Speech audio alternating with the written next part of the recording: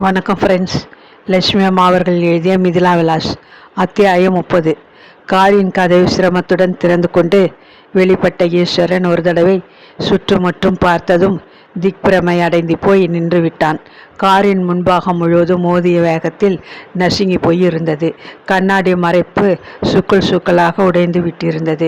விளக்குகளில் ஒன்று உடைந்து சேதமாகி விட்டிருந்தது. புளிய மரத்தின் அடர்ந்த கிளைகளை ஊடுருவி கொண்டு கொட்டிய மழை துளிகளை லட்சியம் செய்யாது வெளியே நின்று கொண்டிருந்த ஈஸ்வரனுக்கு சில நிமிஷ நேரம் சென்ற பிறகுதான் காரில் இருந்த மற்றவர்களை பற்றிய நினைவு வந்தது. காருக்குள்ளே எட்டி பார்த்த வண்ணம் அவன் நெற்றியை கையினால் அமுக்கிக் கொண்டு குளிருக்கு ஒண்டிய பறவையைப் போல் தேவைக்கு மட்டும் பின் ஆசனத்தில் உடலை குறுக்கி கொண்டு உட்கார்ந்திருப்பதை கண்டான். திடுக்கிட்டு கிரிஜா எங்கே என்றான். தேவகி அவனை பார்த்து பதிலுக்கு விழித்தாள். அருகில் இருந்த கிரிஜா ஒரு கணத்தில் எப்படி மாயமாய் மறைந்துவிட்டாள் என்று அவளுக்கே ஆச்சரியமாக இருந்தது. கலவரத்துடன் அவளும் காரை விட்டு இறங்கி வெளியே வந்து நின்றாள். காருக்குள் இருந்த டார்ச் விளக்கை கையில் எடுத்துக்கொண்ட ஈஸ்வரன் அதை ஏற்றி சுற்றிலும் சுழற்றி பார்த்தான். அம்மாஞ்சி என்று உரத்த குரலில் கிளியுடன் கூவிய தேவகி சுட்டி காட்டிய திக்கை நோக்கி விளக்கை சுழற்றிய ஈஸ்வரன் பயந்தே போய்விட்டான். புளிய மரத்தின் பக்கத்தில் இருந்த பள்ளம் ஒன்றில் கொட்டும் மழையில் கிரிஜா மூட்டையைப் போல சுருண்டு கிடந்தாள்.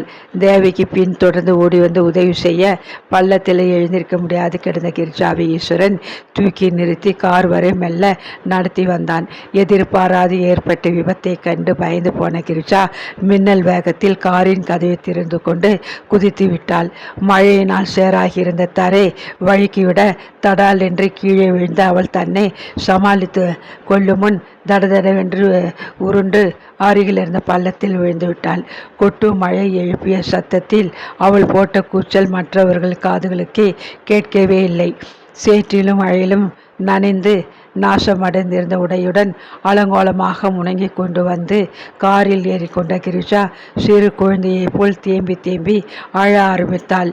உருண்டு விழுந்ததனால் லேசாக கை மீது ஏற்பட்டிருந்த சிறிய காயங்களின் வேதனையை அவளால் சகிக்க முடியவில்லை. கிரிஜா, வருத்தப்படாதே, பலத்த காயங்கள் எதுவும் ஏற்படாமல் எல்லோரும் தப்பினோம். அதுவரை அதிர்ஷ்டம்தான் என்று ஈஸ்வரன் சமாதானப்படுத்தும் தோரணையில் ஆரம்பத்தை கேட்ட கிரிஜாவுக்கு ஆத்திரம் பற்றி கொண்டு வந்தது. தனது அலங்கோல நிலைமைக்கும் அவனது அஜாக்கிரதை காரணம் எனவே கொண்ட அவள் என்மேல் பட்டிருக்கும் காயங்கள் போதாதாக்கும். இன்னும் கை கால் முறியவில்லையே என்று உங்களுக்கு குறையாக இருக்கிறதா? அல்லது இந்த விபத்தில் நான் சாகாது வீழ்த்தி விட்டேனே என்று ஆச்சரியமாக இருக்கிறதா என்று குரோதத்துடன் உரத்த குரலில் கத்தினாள். அவளது வார்த்தைகள் ஈஸ்வரன் மனதை புண்படுத்தின. எனினும் அவன் அதை பொருட்படுத்தாமல், எனக்கு கூட லேசாக காயம் ஏற்பட்டிருக்கிறது. முன்பக்க கண்ணாடி உடைந்து வலது முழங்கையில் குத்தி காயப்படுத்தியிருக்கிறது. தேவகிக்கு கூட நெற்றியிலே நல்ல அடிபட்டு வீங்கிவிட்டது. 3 பேரும் சொற்ப காயங்களுடன் தப்பினோம். அதுவரை நாம் செய்த பாக்கியம்தான். நீ கதையை திறந்து வெளியில் குதித்ததனால்தான் பள்ளத்தில் விழும்படி நேர்ந்தது. நீ கதையை திறந்திருக்கவே கூடாது. அந்த சமயத்தில் பயத்தினால் அப்படி செய்துவிட்டாய் என்று தேர்தலாக கூறினான். கீழே குதித்தது தனது பிசுகு என்றாலும் கிரிஜாவுக்கு இருந்த மனநிலையில் அதை ஒப்புக்கொள்ள சிறிதும் இஷ்டமே இல்லை. நான் குதித்ததனால் இந்த மட்டுமாவது உயிருடன் இருக்கிறேன். யார் கண்டார்கள்? உட்கார்ந்திருந்தால் கண்ணாடி உடைந்து எனது கண்கள் நாசமாக்கி விட்டிருக்கலாம் என்றால் எரிச்சல் அடங்காத குரலில். அப்படி ஒன்றும் நேர்ந்திருக்காது. தேவிக்கு காருக்குள் தானே உட்கார்ந்திருந்தால் அவளுக்கு நீ கூறுவது போன்ற ஆபத்து ஒன்றும் நேரவில்லையே. கீழே விழுந்த அதிர்ச்சியில் உனக்கு கலவரம் ஏற்பட்டிருக்கிறது, அவ்வளவுதான் என்று கோபத்தை அடக்கி கொண்டு நிதானமாக கூறினான் ஈஸ்வரன்.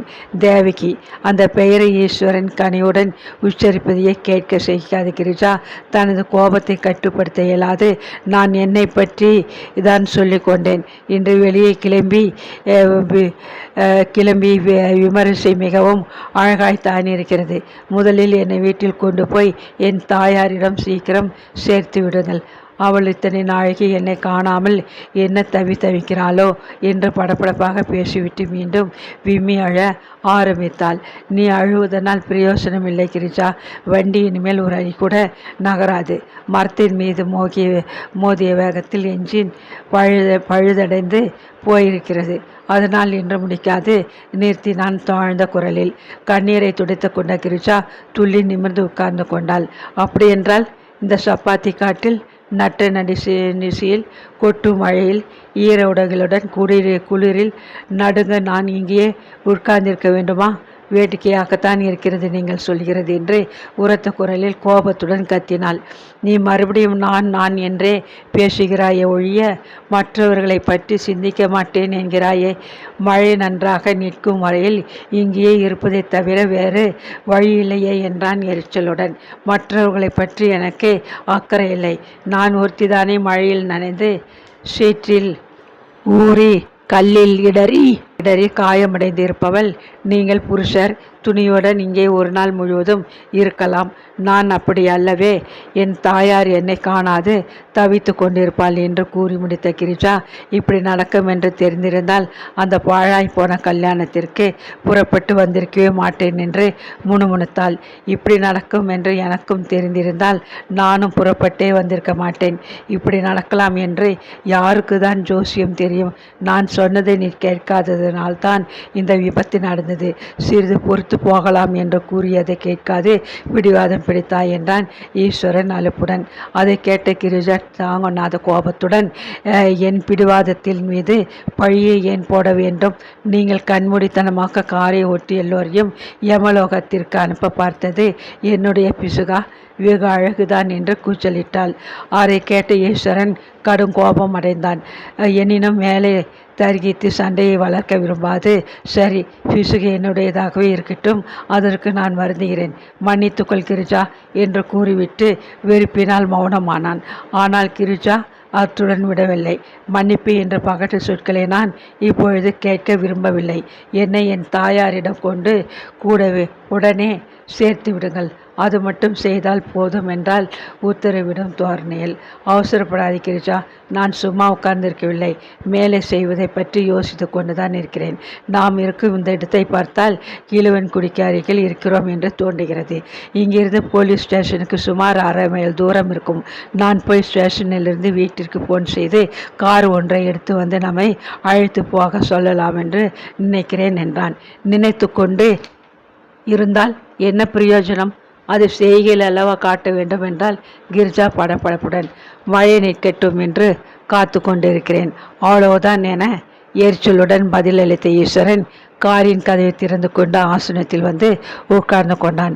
அவர்கள் இருவருடைய நடந்த வாக்குவாதத்தை ஆச்சரியத்துடன் கவனித்து கொண்டு தேவிக்கு இருந்தை விட்டு அசையாது மௌனமாக உட்கார்ந்திருந்தாள். கிரிஜாவின் பிடிவாதமான மனப்போக்கை அவள் மிகவும் வெறுத்தாள்.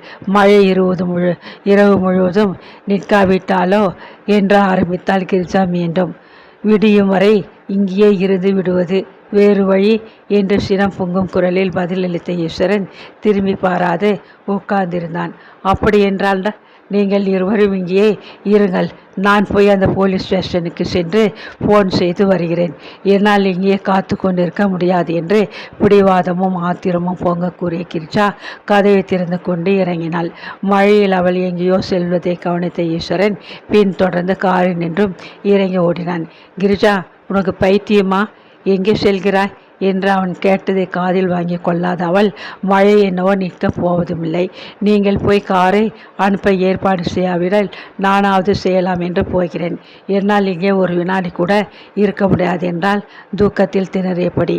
ஈஸ்வரனின் கோபமும் வெறுப்பும் உச்ச நிலையை அடைந்துவிட்டன. உடனே காரை வரவழைக்க வேண்டும், அவ்வளவுதானே? சரி, காரில் போய் உட்கார்ந்து கொள் என்று சுருக்கமாக கூறிய அவன் சினத்துடன் சாலையை நோக்கி வேகமாக நடந்தான். கொட்டி கொண்டிருந்த மழையை பற்றியோ சுற்றிலும் கவிழ்ந்து நின்ற காரிருளை கொண்டோ அடிக்கொரு தடவை அண்டம் கிடுகிடுக்கும் வண்ணம் கர்ஜனை செய்த இடி முழக்கத்தை கேட்டோ தேவிக்கு அஞ்சவில்லை.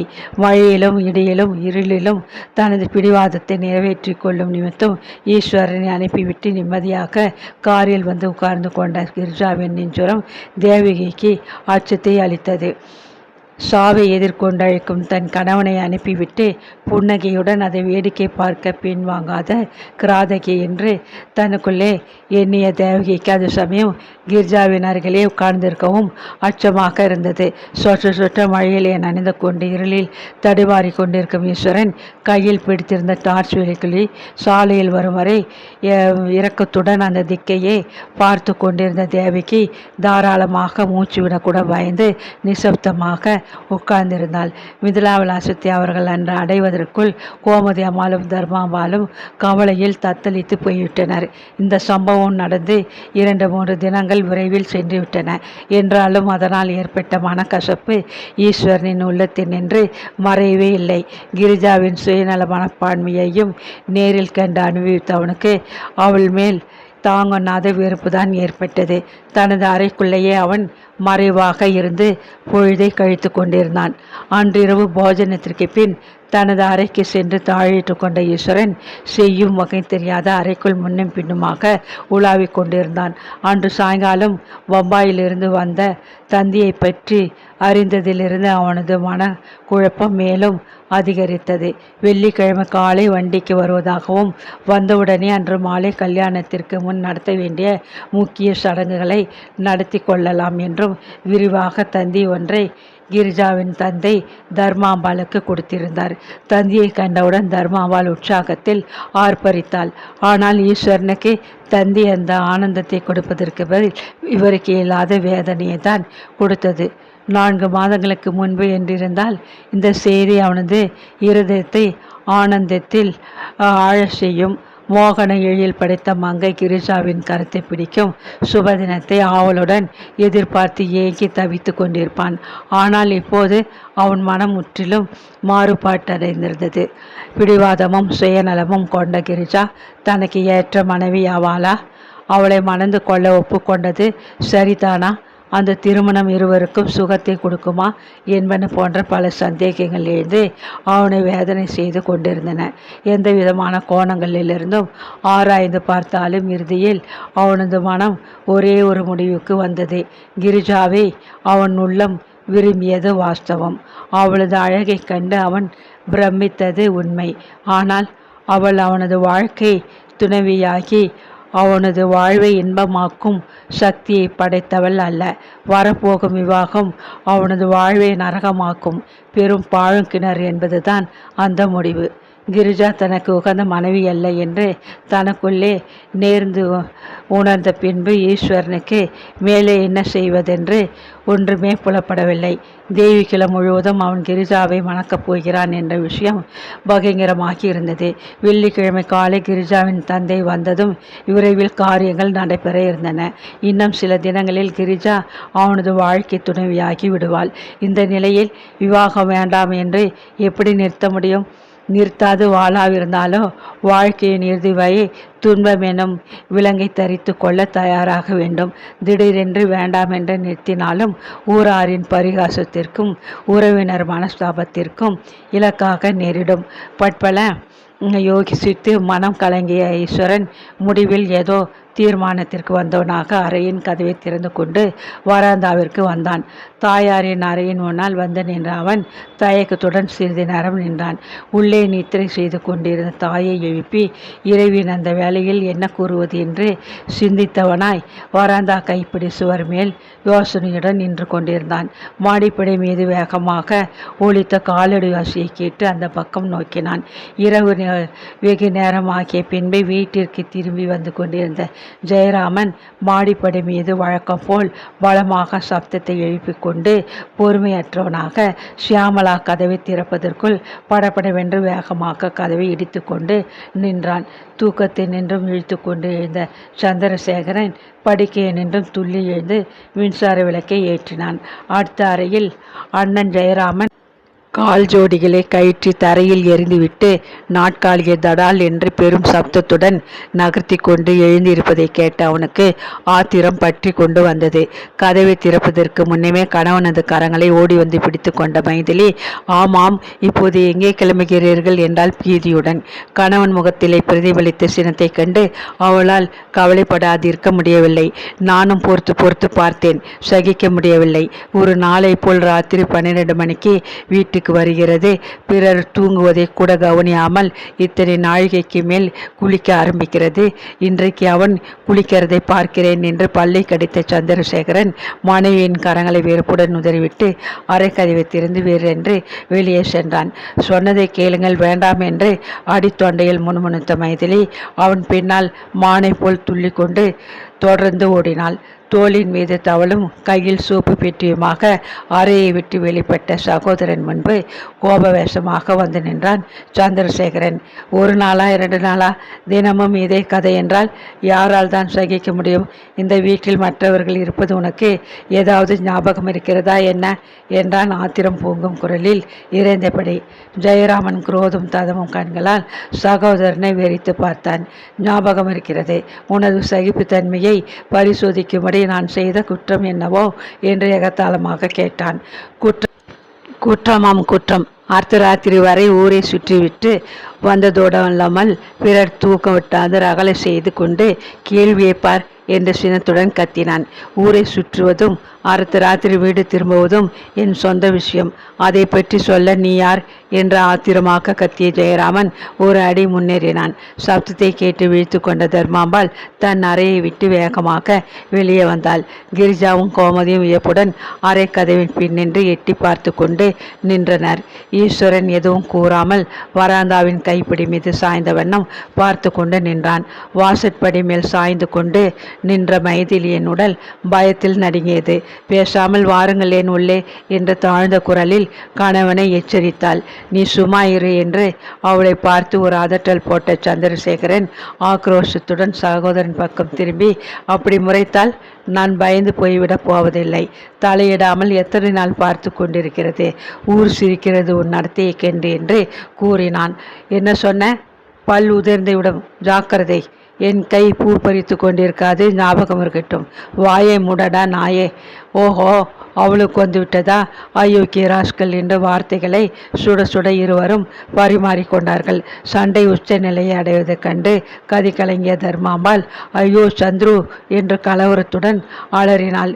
2 எட்டில் பாய்ந்து முன்னால் வந்து நின்ற ஜெயராமன் ஆக்ரோஷத்துடன் ஓங்கி தம்பியின் முகவாயை நோக்கி ஒரு குத்து விட்டான். அம்மா, ஐயோ என்று அலறிய மைதிலி கரங்களால் கண்களை மறைத்து கொண்டு அறைக்குள் ஓடி மறைந்து கொண்டாள். கதையை பிடித்து கொண்டு நின்ற சியாமலாவுக்கு பயத்தில் உயிரே போய்விடும் போலிருந்தது. என்ன செய்த என்று புலியை போல் ரோஷத்துடன் கர்ஜித்த சந்திரசேகரன் துள்ளி கொண்டு ஓடி வந்து அண்ணனின் முகத்திலே ஆக்ரோஷத்துடன் ஓர் அறை விட்டான். அடுத்த கணம் சகோதரர்கள் இருவரும் கட்டி புரண்டனர். என்னடா என்று கனைத்த சந்திரசேகரன் விட்ட அறை முகத்தில் பலமாக தாக்கிவிடவே வேதனையினால் ஸ்மரணியை ஒரு வினாடி எழுந்த ஜெயராமன் தன்னை சமாளித்து கொள்ள ஒரு அடி பின்னால் அடி எடுத்து வைத்தான். அடுத்த கணம் மாடிப்படிகள் மீது தலை கீழாக தாடாலென வேகமாக உருண்டு தரை மீது போய் விழுந்தான். அந்த காட்சியை பார்த்து கொண்டு நின்றான் சந்திரசேகரன். தன் நினைவின்றி தரையிலே கிடக்கும் அவனது நெற்றியிலும் வாயிலும் வழிந்த இரத்தத்தை கண்டு, ஐயோ சந்துரு, அவனை கொன்னிட்டியடா என்று தர்மாம்பாள் கதறிக்கொண்டு கீழே இறங்கி ஓடினாள். விம்மி அழுத வண்ணம் சியாமலாவும் அவளை தொடர்ந்து ஈஸ்வரனும் கீழே ஓடினார்கள். பற்கள் குத்தியதனால் உதட்டில் வழிந்து கொண்டிருந்த இரத்தத்தை கை குட்டையினால் துடைத்துவிட்டு மூச்சிருத்திருந்த ஜெயராமனை கையில் தூக்கி கொண்டு நின்ற ஈஸ்வரனது கவனம் அது சமயம் ஆடிப்படிகள் மீது சென்றது. ஒருவரும் கவனிக்கவில்லை. எனினும் பசுபதி ஐயர் அந்த காட்சியை பார்த்து கொண்டு மாடிப்படிகளில் நடுவிலே நின்று கொண்டிருந்தார். அப்பாடி என்று தர்மம்பாள் கிரீச்சிட்டு கத்தியதை கேட்டு யாவரும் திரும்பி பார்த்தனர். பசுபதி ஐயரின் கால்கள் தடுமாறின, கரங்கள் நடுங்கின. நான் இருக்கும்போதே இவ்வளவும் நடக்கிறதா என்று மெல்லிய குரலில் கூறியபடி தடுமாறிய அவர் விழுந்து விடாவண்ணம் படியின் கைப்பிடியை பிடித்து கொண்டு நின்றார்.